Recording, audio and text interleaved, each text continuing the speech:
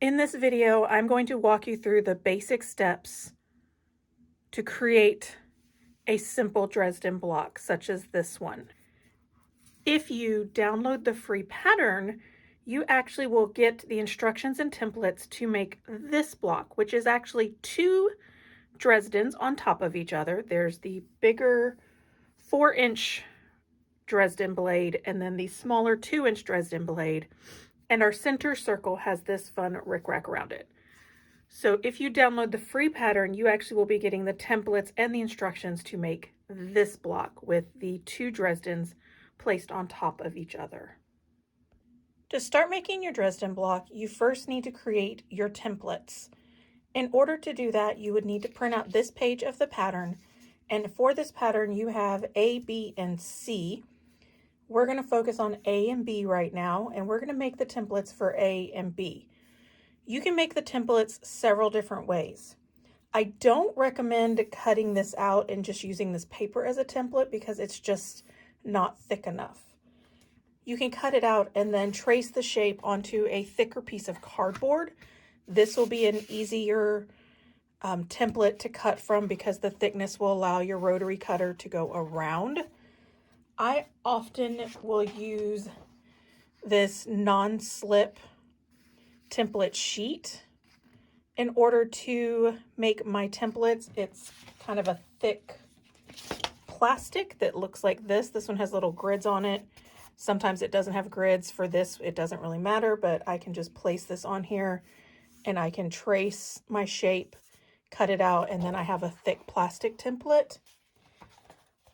But if you're going to make a lot of Dresdens, I actually recommend getting a ruler. This is the Easy Dresden ruler by Darlene Zimmerman with Easy Quilting. This actually allows me to make several different sizes of Dresdens, which is really fun.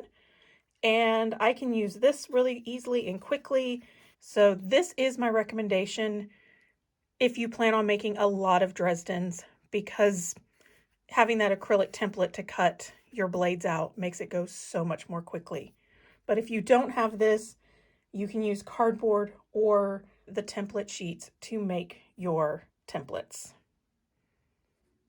To make your template using cardboard, cut out your template from the paper, and I actually will line this side up with the edge of the cardboard because I know my cardboard is really nice and straight and I may not have cut this out really well.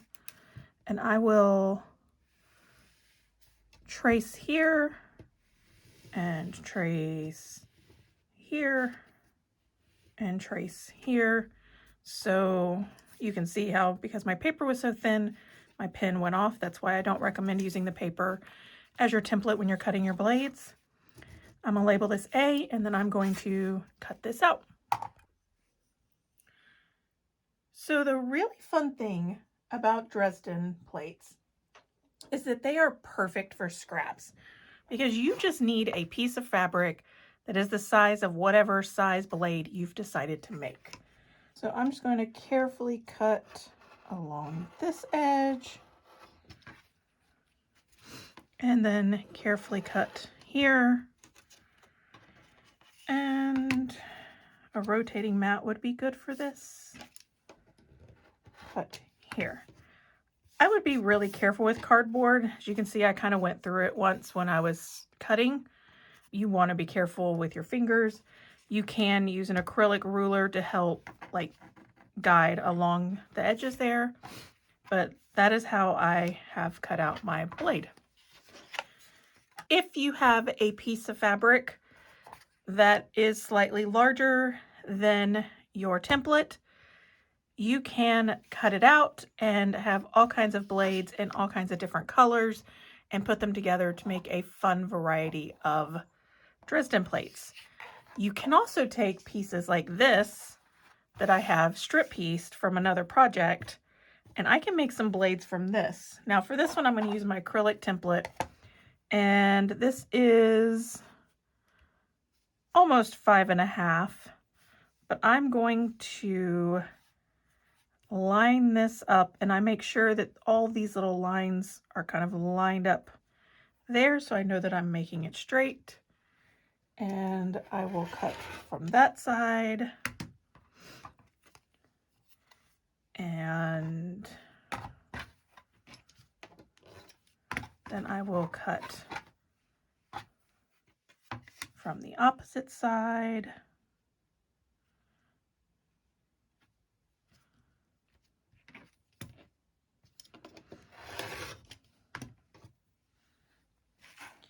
And you can see how this has made a really fun strip pieced blade that when I put it together with the other blades, I can have a really fun stripy kind of Dresden. Now, one of my favorite ways to make Dresden blades using my ruler is to cut a whole bunch of them at once, because you need at least 20, especially for this project, you need 20 blades. And so I will cut a strip of fabric that is the width that I need. So this strip of fabric is 4 inches wide. And then I will take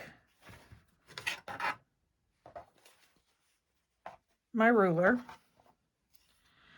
And the first thing I'm going to do is cut off this little corner. So I've made sure it's at 4 inches here. And it's right on the edge there. And I'm going to cut off that little corner there. And I'm going to turn this around. And this is how I quickly cut a bunch of blades at once. So now I line up that angled edge there, lined up that 4-inch line there, lined up the bottom here, and cut. And then I will just take my ruler and flip it the opposite direction.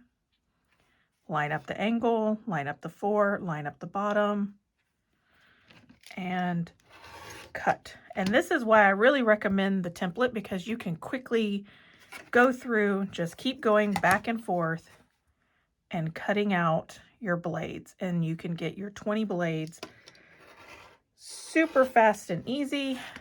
Like that was 3 that I've already done there. So that is how I do a bunch of blades at one time. I just take my ruler and I just go back and forth, back and forth, back and forth. Now it's time to sew my blades.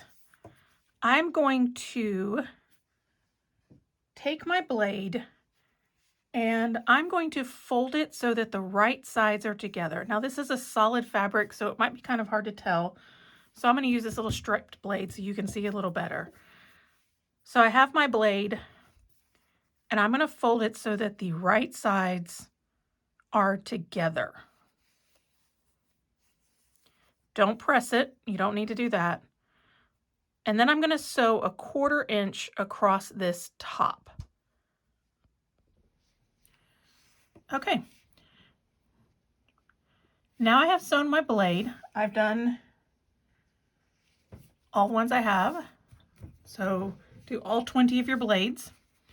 Once you have sewn across the top of all 20 of your blades, you can see that my seam is a 1/4 inch in, and I did fairly small stitches because I want to make sure these stitches don't pop or pull out, because I'm going to flip this. When I'm sewing my blades, I will sew from the outside edge to the inside edge. That ensures that this stays aligned. So when it presses, it pushes and creates this center seam. If I sewed the other direction, there's a possibility if I had it folded wrong or with the pushing of the sewing machine, it could actually end up making this unaligned on these edges. And it's really important that this edge, that's the 2 raw edges, stay aligned with each other. Once I've finished doing this with all 20 of my blades, it's time to flip them. Now, I often will use a pair of scissors to help me flip. So I will take my scissors and I will put them right here on kind of the edge. And you can see right here, the edge of my scissors is right on the edge of the sewn line. And I use the scissors to just kind of help pull and pop that through. So you can see right there, it's created a nice little point. Before I do that, occasionally, if you want, you can kind of cut this little corner off just a little bit. Make sure you Don't get too close to that sewn line. I also will use this applique point turner to help press those corners out. You want those corners to be nice and pointy and sharp. You also want to be careful that you don't push too hard because you don't want to accidentally pop a hole through your corner. Once you've done that, you're going to turn your blade to the back and you're going to make sure that this line is in the center of your blade, and it doesn't matter which way that seam allowance goes. Let the seam allowance go whichever it wants. Use your little applique pointer to point that out, and then the next step is you will press this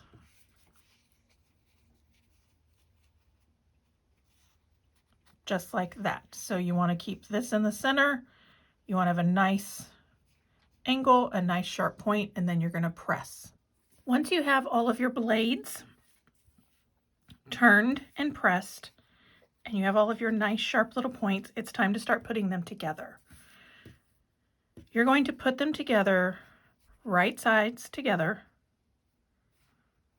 and you're going to line up this corner where the blades meet along this raw edge.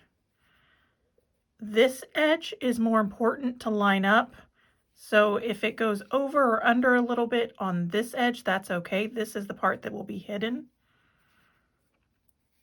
So you want to get that corner to line up right there, and you're going to sew a 1/4 inch all the way down.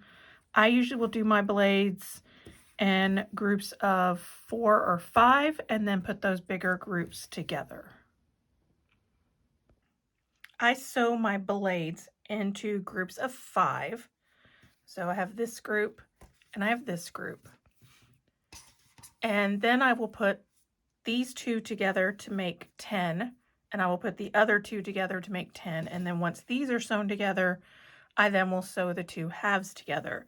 That gives me a little bit more control over the placement of the edges of the blades and making sure everything lines up nice and neat. This center circle doesn't matter because it is either going to be turned under or covered. Now, the fun thing about Dresden plates is they don't always have to be round plates. You can take your groups and put them together on blocks in different ways like this and create fun curve patterns with them. You can take a simple tote bag or block and have just the corner and just have little fans. You can do certain colors and make them into little flowers. The possibilities for these blades are pretty endless. Once you have your entire plate complete, you're then just going to applique it to your background fabric. And your background fabric can be anything. If you're doing smaller plates and you're making bunches of them to make a quilt, your background fabric may end up being scrappy. This is just a simple wall hanging that I made. So I picked just a gray to contrast against all these greens. For this one, the background fabric is just a 10-inch square. Actually, I think this is a 12-inch square. This is a 12-inch square. This is the one in the pattern, so this is 12 inches. To put your plate onto your background fabric, you can applique it in many different ways. I tend to really like doing a machine blanket stitch around the edges. You can just do a straight stitch, a 1/4 or an 1/8 of an inch inside the blade. You can hand applique them down. You can do decorative stitches. The possibilities for applique are endless. Here you can see a little bit better with the lighter color, the blanket stitch that I did. This is what the scrappy blades look like. I alternated them because when I cut these blades with my ruler. Remember, I was switching my ruler back and forth, and so that meant that in some cases this was at the point, and in other cases this was at the point. But I like how it made these fun, different colored little stripe sections. So I just wanted to show kind of what a scrappy, strippy Dresden might look like. When your plate is on your background fabric, the next decision that you have to make is what you're going to do with the center. Now, with the pattern, you have the circle that you can cut out, and you can either tuck under the edges of that circle, or you can leave it as a raw edge. And then I sewed rickrack around the edge just to kind of give it another fun little curved edge for the circle. And you just simply sew the rickrack by sewing a line through the middle of that rickrack along the edge of the circle, so you don't see the circle. The circle is like right there inside that little valley. For this one, I actually took the edges of the circle and I actually turned them under. So like if this was my plate, I just tucked them under about 1/4 of an inch, and that gave me a nice finished edge. And then I just did the same blanket stitch around the inside. And so my plate is placed on there by appliquing here and by appliquing here. I've seen where some people put a little a hexagon shape in the center. You can fussy cut something fun for the center. Another fun option for the center, and something you need to consider before you sew your blades together, is to not only make your little points here at the top, but also to make points at the bottom. So you do the same thing on the bottom where you sew the straight line across and then you flip it. So you can see it's a little bit harder with these little scrappy bits. But you can see they were sewn and flipped just the same way as the top. So when you sew them together, you not only have little points for your blades at the top, you have little points at the bottom. And when you have the whole circle, the center circle has a fun little pointy circle. So that's another fun way to make the center of your circle. So once you have appliqued your blades and appliqued your circle and done your rickrack if you're following the pattern, then your Dresden plate is done. Now you can just take this one plate and make it into a small quilt for a wall hanging, or you can make lots and lots and lots of plates and create a whole full-sized quilt if you wish. I hope you had fun learning how to make the Dresden block with me, and it has inspired you to make something beautiful.